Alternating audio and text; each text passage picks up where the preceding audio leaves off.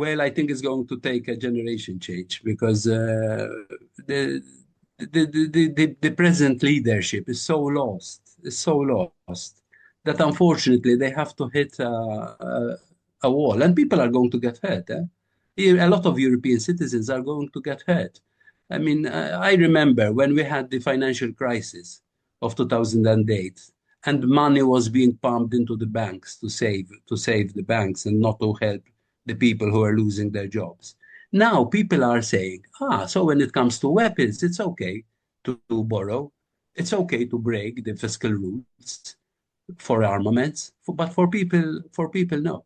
And people will resent this. People will resent this. I mean, I'm sure that there are surveys being carried out which are not being published, asking questions, how ready are you to go to war?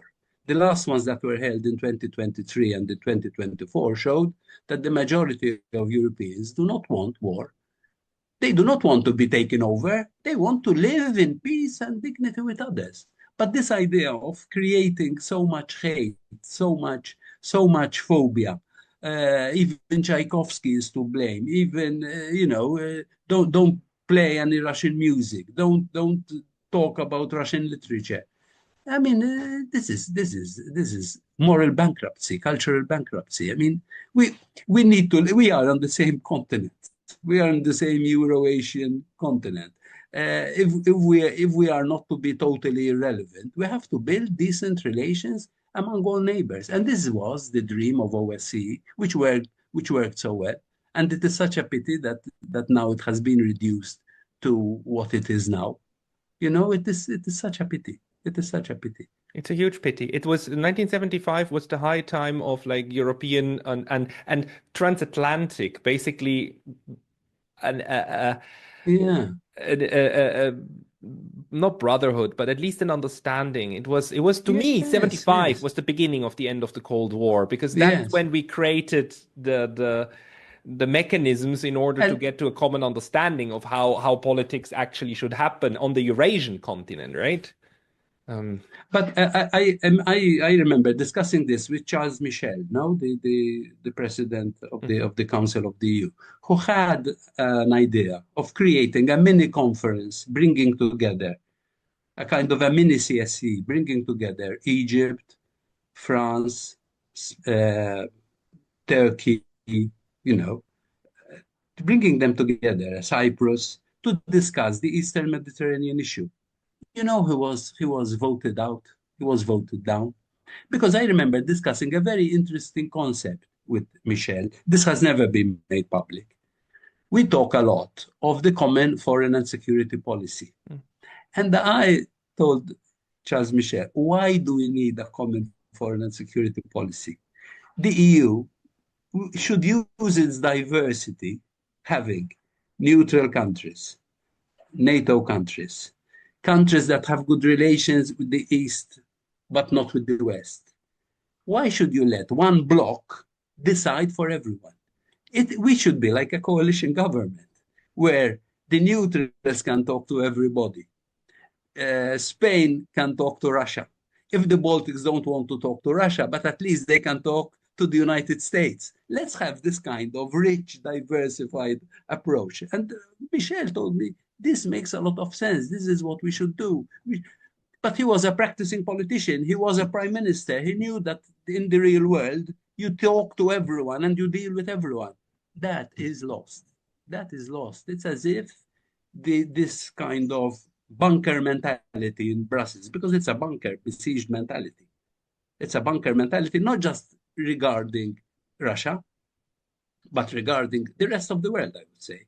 It's a bunker mentality, and instead of discussing how to rebuild new relations, not inferior relations, but equal relations with the rest of the world, is in the interest of this part of the continent, which is making itself more irrelevant than others. I mean, I dread to think what the future is going to look like when, over the next years, the demographic effect is going to be felt much more. I think by the end of the century, we'll lose about 75 million people who should be in the workforce. How is How is the European economy going to work? Because at the same time, we don't want migrants. We don't want people to come in. Now, not even to work in our, not even irregular, I'm talking about, but even regular. The discussion about migration and the discussion about diversity has become so toxic. Imagine, I was Minister for Employment for 7 years, attending Social Affairs Council in Brussels. Do you know we never discussed migration? Do you know that migration was only discussed as a foreign affairs and as a security issue? We never discussed the demographic decline. How are we going to have enough people to work in our economies? It's You so know, dysfunctional.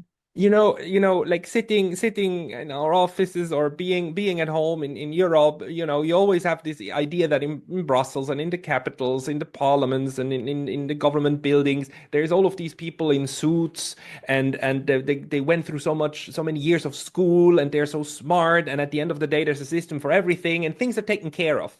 And it's not what it is. It's a bunker and a circus. It's a No, circus bunker, and people like completely can lose out of sight what is actually important if you don't have proper processes to assess the prosperity of the nation and what's needed but in order to get but it. also what I observe is that there is a break between the elite Yeah. and the people, no? In the sense that, and I am not a conspiracy theorist at all, because I find that that is very a lazy intellectual attitude, no? That instead of trying to understand, you blame someone. But I must say that a lot of these young ministers for foreign affairs, I would dare say, when they spend a few years in that role, are already thinking, now, which think tank I am going to be proposed to?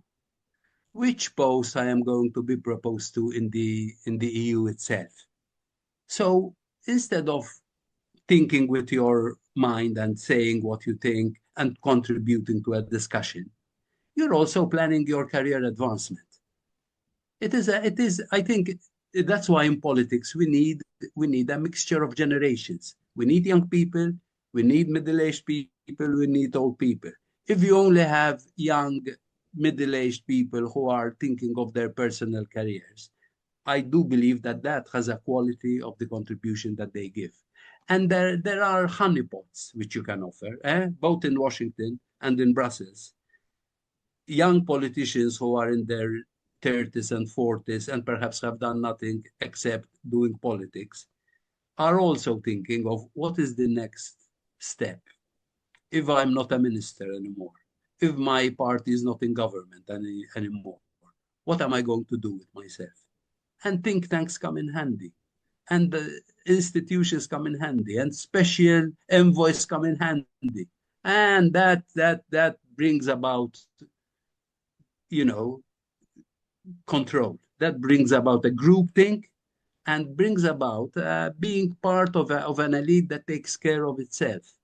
I think one needs to study a bit this to see how far it affects